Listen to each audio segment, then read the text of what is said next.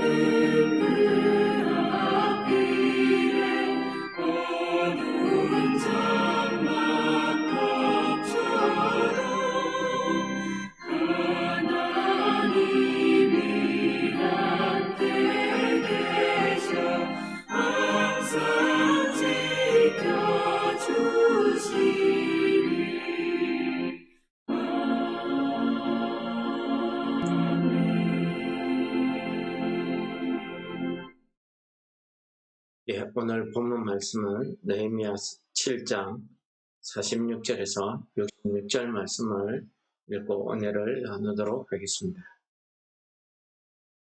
느디님 사람들은 시아 자손과 하수바 자손과 납바옷 자손과 게로스 자손과 시아 자손과 아돈 자손과 르바나 자손과 아가바 자손과 살메 자손과 아난 자손과 깃델 자손과 가알 자손과 라야 자손과 르신 자손과 느고다 자손과 핫삼 자손과 우사 자손과 아세아 자손과 에세 자손과 모님 자손과 너비스심 자손과 박국 자손과 하그바 자손과 할훌 자손과 바슬릿 자손과 머이다 자손과 아르사 자손과 바르고스 자손과 시스라 자손과 데마 자손과 느시아 자손과 하디바 자손이었느니라. 솔로몬의 신하의 자손은 소대 자손과 소베렛 자손과 브리다 자손과 야알라 자손과 다르곤 자손과 깃델 자손과 스바디아 자손과 핫딜 자손과 보게렛 하스바임 자손과 암몬 자손이니 모든 느비딤 사람과 솔로몬의 신하의 자손이 392명이었느니라. 델멜라와 델하르사와 그룹과 아똥과 인멜로부터 올라온 자가 있으나 그들의 종족이나 계보가 이스라엘에 속하였는지는 증가할 수 없으니 그들은 들라야 자손과 도비야 자손과 느고다 자손이라. 모두 642명이요 제사장 중에는 호바야 자손과 학고서 자손과 바르실레 자손이니 바르실레는 길앗 사람 바르실레의 딸 중의 하나로 아내를 삼고 바르실레의 이름으로 불린 자라. 이 사람들은 계보 중에서 자기 이름을 찾아도 찾지 못하였으므로 그들을 부정하게 여겨 제사장의 직분을 행하지 못하게 하고 총독이 그들에게 명령하여 우림과 둠밈을 가진 제사장이 일어나기 전에는 지성물을 먹지 말라 하였느니라. 온 회중의 합계는 42,360명이요. 아멘. 오늘은 이제 느헤미야 총독이 인구 조사를 한 명단의 두 번째 부분, 마지막 부분이 되겠습니다. 오늘 명단에 기록된 부분은 어저께 살펴보았던 일반 백성들과는 다르게 여러 가지 사연을 가지고 있는 백성들을 오늘 소개하고 있습니다. 그 중에서 첫 번째 소개되는 사람들은 느디님 자손이라는 사람들이 소개가 되고 있고, 두 번째로는 솔로몬의 신하들로서 신하였던 자들이 소개되고 있고, 세 번째는 계보가 없는 사람들이 소개가 되고 있습니다. 유다 자손 중에서 자기 집안에 계보가 없다는 것은 이 사람이 정말 유다 자손인지 아닌지 확실한 증거가 없다는 말씀이 되겠습니다. 그래서 오늘 본문 말씀에 보면은 제사장 중에도 계보가 없는 사람들에 대해서는 제사장의 직분을 하지 못하게 했습니다. 영원히 하지 못하게 한 것은 아니고 오늘 느헤미야 총독은 우림과 둠밈을 가진 제사장이 나타나기 전에는 이 제사장의 지성물을 먹지 못한다 라고 규정을 하고 있습니다. 우림과 둠밈이 나라가 망하고 오랜 시간이 지남에 따라서 어디로 갔는지 찾을 길이 없었다고 합니다. 우림과 둠밈은 하나님의 뜻을 묻기 위한 도구였지요. 그러니까 하나님께서 이 계보가 없는 제사장들에 대해서 하나님의 허락이 있기 전에는 안 된다 하는 그런 뜻으로 우리가 받으시면 되겠습니다. 오늘 말씀 가운데 참 은혜스러운 것은 이러한 사람들이 오늘 유다 백성들과 같이 이 예루살렘으로 돌아왔다는 사실입니다. 우리가 이 사람들에 대해서 여러 가지 해석을 할 수 있는데 그 중에서 오늘 일반 백성들뿐만 아니라 오늘 거명된 느디짐 사람들이나 솔로몬의 신하들이나 계보가 없는 사람들, 이런 사람들조차도 다 노임을 받고 예루살렘으로 돌아왔다는 사실입니다. 이 사람들이 노임을 받고 돌아오게 된 것에 대해서 에스라 1장에서는 이렇게 이야기합니다. 이에 유다와 베냐민 족장들과 제사장들과 레위 사람들과 그 마음이 하나님께 감동을 받고 올라가서 예루살렘에 여호와의 성전을 건축하고자 하는 자라고 정의하고 있습니다. 여러분, 이 사람들은 이스라엘의 온 유다 자손들이 아닌 사람들입니다. 느디님 사람들 역시 마찬가지고요. 계보가 없다는 것은 온 유다 백성인지 아닌지 구분할 수 없다는 거죠. 그리고 솔로몬의 신하들은 유다 자손들이 있을 수도 있지만은 유다 자손이 아닌 이방인들을 이야기하고 있는 것입니다.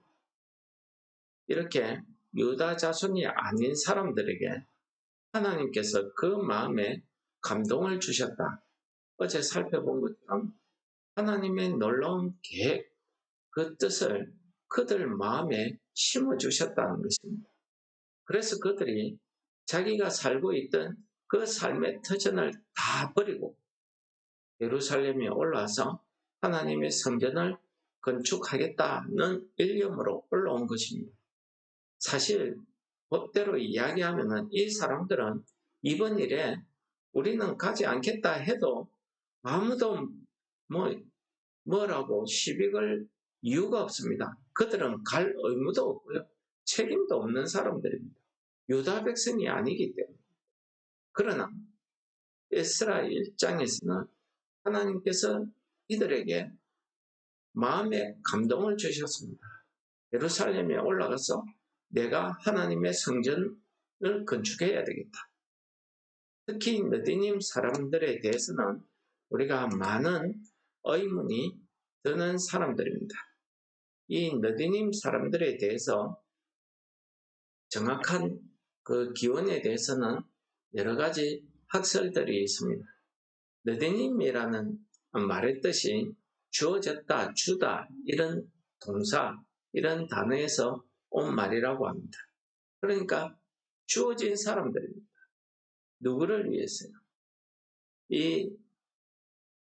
우리 에스라 8장 20절에 보시면은 다윗과 방백들이 레위 사람들을 섬기라고 준 느디님 사람 중 성전 일꾼은 220명이었는데 그들은 모두 지명받은 이들이었더라. 라는 말이 나옵니다. 즉 무엇입니까? 다윗 시대 때 레위 사람들을 섬기라고 준 느디님 사람이라는 것이 성전 일을 하기 위해서 레위 사람들에게 주어진 사람들이다. 그런 뜻이 되겠습니다. 아론과 출애굽기서에 보시면은 아론과 제사장들을 위해서 이 하나님을 섬기는 이 일을 하는데 그들을 위해서 주어진 사람들이 있습니다. 바로 레위지파 사람들입니다. 이 레위지파 사람들이 아론과 그 제사장들을 도와서 성전에서 제사하는 일을 보좌하고 성전을 운영하고 관리하는 일을 담당을 했었습니다. 그리고 이 느디님 사람이 등장하게 되는데 이 느디님 사람들의 기원을 우리가 기본 가나안 족속들 중에서 기본 사람들이라고 보는 경우가 일반적입니다.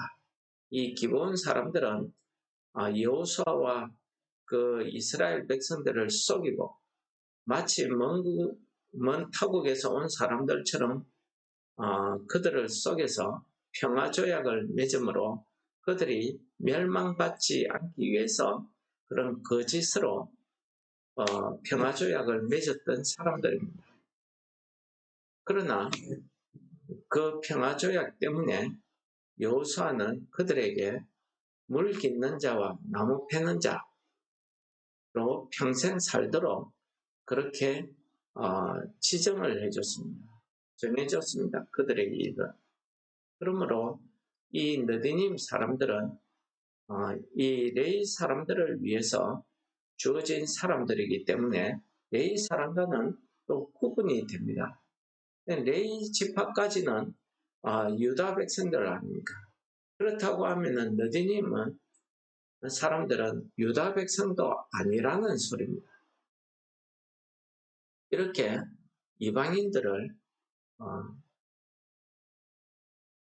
오늘 명단에 이야기하고 있는 것입니다. 이 유다 백성들, 이들을 다 어떻게 보면은 전쟁에서 포로로 잡혀온 사람들도 있을 것이고 이고온 자손들도 있을 것이고 여러 지역의 사람들이 모여서 느디님 사람들이라고 이렇게 지칭을 한 것입니다. 사실 이 사람들은 바벨론 포로에서 돌아올 이유가 없는 사람들입니다. 자기가 유다 사람들이 아니기 때문입니다. 그럼에도 불구하고 이 사람들은 오랜 포로 생활 가운데서 자신들의 정체성을 잃지 않았습니다.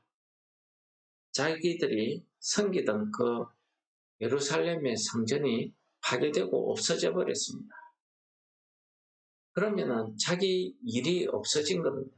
일이 없어졌다는 것은 거기에 얽매여 있다가 풀려났다는 것입니다. 그러므로 이방 나라의 포로로 끌려갔을 때에 그 나라 사람들과 똑같이 살면 됩니다. 그런데 이 느디님 사람들을 향해서 우리 유다 백성이 아니라고 같이 잡혀온 신세임에도 불구하고 유다 백성이 아니라는 시선으로 바라본 경우도 있지 않았겠습니까? 어쨌든 이 사람들은 이번 일에 참가하지 않아도 되는데 이 사람들은 자기들의 정체성을 잃지 않고 끝까지 그 믿음을 지켰던 것입니다. 그들은 하나님의 성전을 섬기는 자라는 것을 깨닫고 그들이 그 일에 그 사명에 대해서 끝까지 그 사명을 지켜나가는 그런 사람들이 바로 오늘 예루살렘에 올라와서 하나님의 성전을 건축하고 하나님의 성전을 섬기는 일에 자원해서 올라온 사람입니다. 여러분, 우리 유대인들은요, 유대인이냐 아니냐에 대해서 큰 자부심을 가지고 있다고. 그것은 하나님이 택한 백성이냐 아니냐 그것 때문이지. 자신들은 하나님 택한 선민이라는 그 자부심이 있었기 때문에 이방 사람들에 대해서 무시하는 이런 경향까지도 보이고 있습니다. 그런데 오늘 이 느디님 사람들은 그러한 시선에도 불구하고 그들이 이 유다 백성들과 같이 포로에서 풀려나서 올라왔다는 것입니다. 이런 유다 백성들의 시선은 예수님 시대까지도 있었습니다. 그래서 바리새인들이나 서기관, 대제사장들 이런 사람들은 이방인을 사람으로 취급하지 않았습니다.